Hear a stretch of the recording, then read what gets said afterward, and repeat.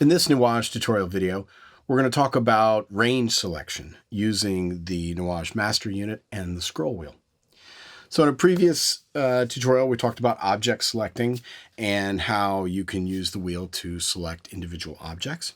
And that's when we are in object select mode here in the edit section of the master unit. When you switch to range select, things change. Now, instead of selecting the entire object, we're going to be able to select portions of the timeline.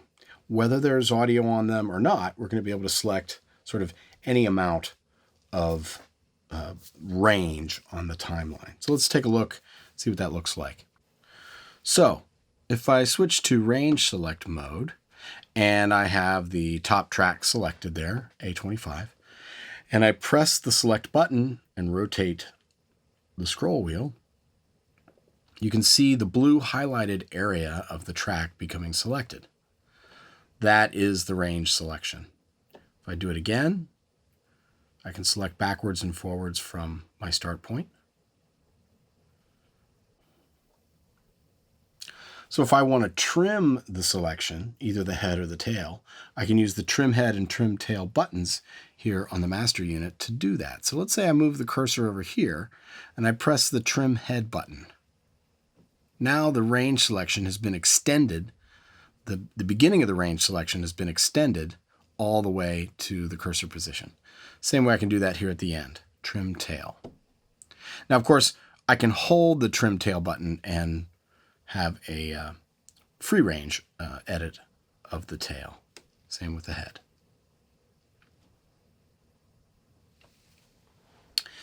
Now, range select is a little bit different than object select. Even if I'm out in an area that does not have any audio events, I can still select that range. For example, here in this part of the track, there's no audio, but I can still make a selection. With the range selector, it's possible to actually have two different selections. One is the A range, and the other is the B range. Now, if you look up here in the toolbar right now, this says A. If you click there, you can see selection A or selection B. Now, we can use the mouse to change the selections like that, or on the control surface, if I press the range selection button again, notice in the toolbar, it switches between A and B. So now if I go to my B range selection, I make a selection here like this, notice how it's green. That just gives you a visual indication that this is a different selection than the A. If I hit the range select button again, we'll switch back to the A selection, the blue one. So I can go back and forth just by simply hitting the range select button. This gives you a 4-point editing model. If you're familiar with that technique, you can use the two different range selections as a 4-point editing model. Meaning basically we could use one of the ranges as a place to copy audio or material from, and then the other range as a place to paste it. So you can have all your source material in one location of the project, be copying little bits and pieces from there, go to your B selection, which is your destination, and be able to paste things in that area very quickly. And the A and B ranges could be in widely different parts of the project. I mean, they could be very far away, and the display will snap to wherever the different selections are. So it can be a very convenient way for editing, for certain types of editing. As with the object selection tool, you can select a range across multiple tracks by simply selecting those tracks using the fader unit or in the project window, and then using the selection method as shown before.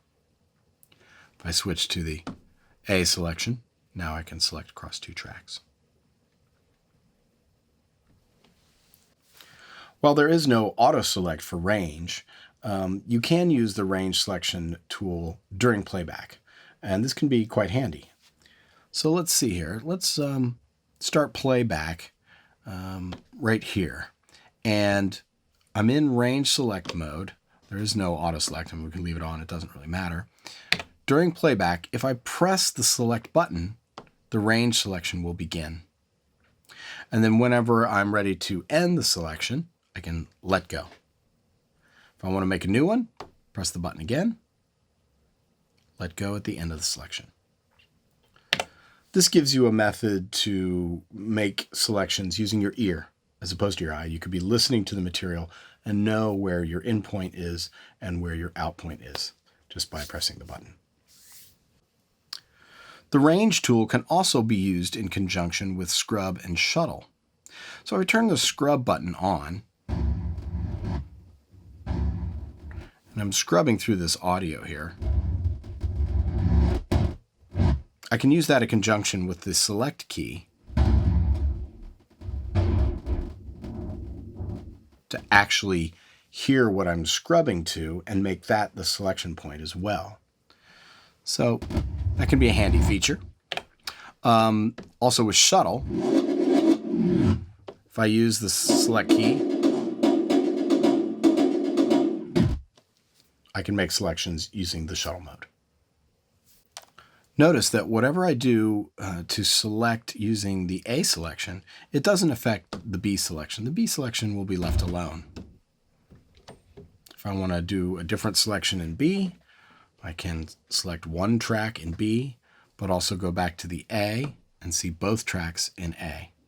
One track in B, two tracks in A. So the range selection techniques using the scroll wheel and the Nuage master unit are pretty extensive, and there's lots of variety there depending on the type of editing that you're doing. So in the next tutorials, we'll start talking about how you can modify audio once you have it selected using the Nuage master unit.